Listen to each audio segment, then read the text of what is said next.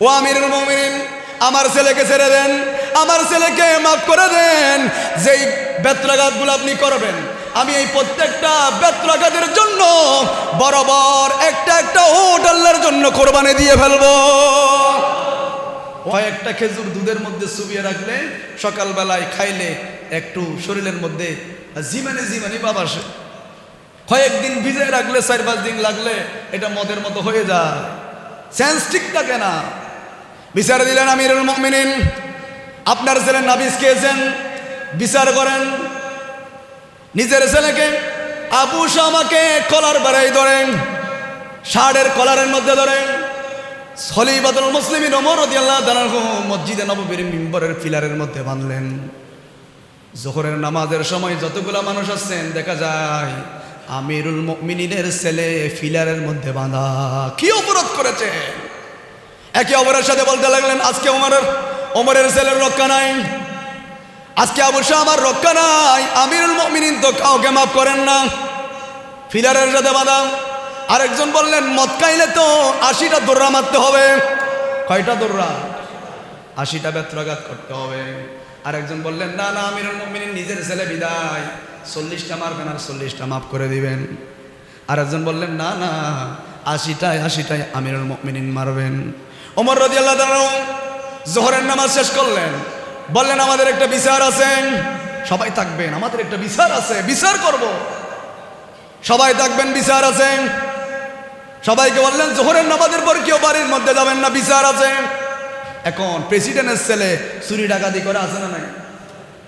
আমিরুল মুমিনিনের ছেলে দেখেন, যিনি খলিফাতুল মুসলিমিন, অর্ধ পৃথিবীর শাসক, উনি বললেন, বিচার আছে। নিজের হাতে কলারের মধ্যে ধরে মসজিদে নববীর পিলারের মধ্যে বেঁধে রাখলেন। আর নামাজের শেষে বললেন, তোমাদের সবাই বসবা, আমি কি বিচার করি তোমরা দেখবা, নামাজের পরে কেউ বাড়ির মধ্যে ফিরে যাবে না। বেঁধে রাখলেন। নামাজ শেষ বের হয়ে আসলেন, জাল্লাদকে বললেন, তুমি শক্ত একটা ব্যাগ নিয়ে আসো, এখন আমার ছেলেকে তুমি আবু শামাকে বেত্রাঘাত করো। এই হাদিসটা দুর্বল হলেও আমাদের জন্য শিক্ষা আছে না নাই? উনি বললেন, বেত্রাঘাত করো। জাল্লাদকে নির্দেশ দিলেন, ওয়াহেদ। এরপরে একটার পর একটা মারতে লাগলেন, 3টা বেত্রাঘাত করলেন। ওমর রাদিয়াল্লাহু তাআলা জাল্লাদকে এক ধাক্কা মারলেন, এগুলা কি তুই বেত্রাঘাত করিস নাকি নিজের চাকরি বাঁচাস? এগুলা কি বেত্রাঘাত করতেছিস নাকি নিজের চাকরি বাঁচাস? দূর হয়ে যা, তুই 3টা মারলি, 3টাই হবে একটা, এই 3টা আমি গণব না, হবে একটা। এবার দ্বিতীয় থেকে ওমর রাদিয়াল্লাহু তাআলা নিজেই হাতে মারতে লাগলেন। মারতে মারতে 30টা যখন মারলেন, ওমর রাদিয়াল্লাহু তাআলা স্ত্রী এসে কদমের মধ্যে ধরে ফেললেন। ও আমিরুল মুমিনিন, আমার ছেলেকে ছেড়ে দেন, আমার ছেলেকে মাফ করে দেন। যেই বেত্রাঘাতগুলো আপনি করবেন, আমি এই প্রত্যেকটা বেত্রাঘাতের জন্য বরাবর একটা একটা উট আল্লাহর জন্য কোরবানি দিয়ে ফেলবো। ও আমিরুল মুমিনিন, আমার ছেলেকে আপনি ছেড়ে দেন। যেই বেত্রাঘাতগুলো করার জন্য ইসলাম নির্দেশ দিয়েছেন, আমিরুল মুমিনিন আমার ছেলেকে ছেড়ে দেন। 30টা মেরেছেন, আর 50টা বেত্রাঘাতের জন্য, প্রত্যেকটা বেত্রাঘাতের জন্য আমি একটা একটা উট কোরবান দেব। সুবহানাল্লাহ। আমিরুল মুমিনিন রাগান্বিত হয়ে বললেন, সরে যা, দূর হয়ে যা, এটা আল্লাহর আদেশ, এটা আল্লাহর আইন, এটা আল্লাহর বিধান। যে বিধানের উপর বিধান নাই, চিৎকার দিয়ে বলেন তিনি কে? এটা আল্লাহর আইন। এখন আমাদের সমাজের বড় বড় মাতবররা, বড় বড় ক্ষমতাধর মানুষরা ক্ষমতা পাইলে যেমন ইচ্ছা তেমন করে, এগুলার পরোয়া করে না, আছে না না? এই হামের টিকা নিয়ে যে আমাদের দেশের মধ্যে প্রায় 400 জনের অধিক ছেলে মেয়ে, ছোট ছোট বাচ্চা, মাসুম বাচ্চা মারা গিয়েছে, ঠিক কিনা বলেন না? হামের টিকার অভাবে কাদের আমলে এগুলো হয়েছেন, কারা করেছেন, কারা এগুলো এড়িয়ে চলেছেন, কারা শুধু ক্ষমতা নিয়ে ব্যস্ত ছিলেন, যার আমলের মধ্যে শুধু মব আর মব হয়েছেন, এগুলার বিচার প্রয়োজন আছে না নাই? চট্টগ্রামের ছেলেদেরকে 10,000-এর অধিক ছেলেদেরকে চাকরি থেকে বের করে দিয়েছেন, হাজার হাজার মিল ফ্যাক্টরি বন্ধ আর বন্ধ।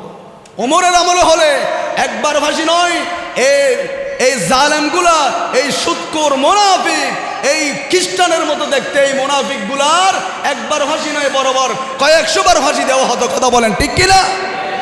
আজকে আমাদের দেশের ছোট ছোট বাচ্চারা, মাসুম বাচ্চারা টিকার অভাবে টিকা দেয় নাই, টিকা ক্রয় করে নাই, টিকার অভাবে ছোট ছোট বাচ্চা, গতকালের সংবাদ অনুযায়ী দেখেছি প্রায় 400 জন অলরেডি মারা গিয়েছে, গরিবের ছেলেরা। ওমর রাদিয়াল্লাহু আনহু বলে, সরে যা, এটা আল্লাহর বিধান, আমি প্রেসিডেন্ট হতে পারি, কিন্তু আল্লাহর বিধানের সামনে আমার কোনো ক্ষমতা নাই, ক্ষমতার মালিককে।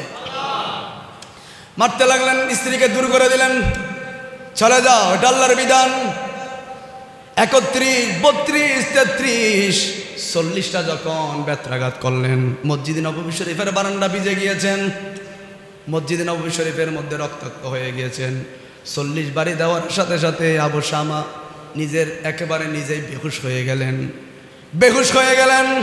50 বাড়ি যখন মেরেছেন, আবু শামা দুনিয়া থেকে বিদায় নিয়েছেন, মারা গিয়েছেন।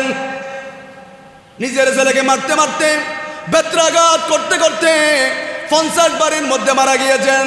বললেন, নিয়ে যা, একে নিয়ে যা, গোসল দে, জানাজা পড়া, কাফন পড়া, কবরস্থ কর। খবর দেওয়া হলো, কিতাবের মধ্যে আসলেন।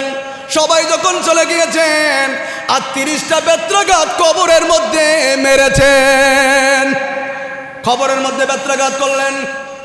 80টা যখন হলো, এরপর আল্লাহ দরবারের মধ্যে হাত তুলে কাটু গেড়ে বললেন, ও আল্লাহ, আমি প্রেসিডেন্টের ছেলে বলে অপরাধ করেছে, আমি মাফ করে দেই নাই।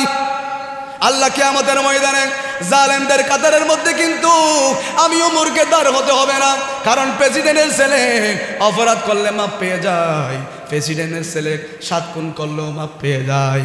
কিন্তু আল্লাহ, আমি আমিরুল মুমিনিন, এটা পক্ষপাতিত্ব করি নাই, আমার ছেলেকে কবরের মধ্যে বেত্রাঘাত করলাম, কিয়ামতের ময়দানে জালেমদের কাতারের মধ্যে আমি ওমর রাদিয়াল্লাহু তাআলা আনহু দাঁড়াবো না।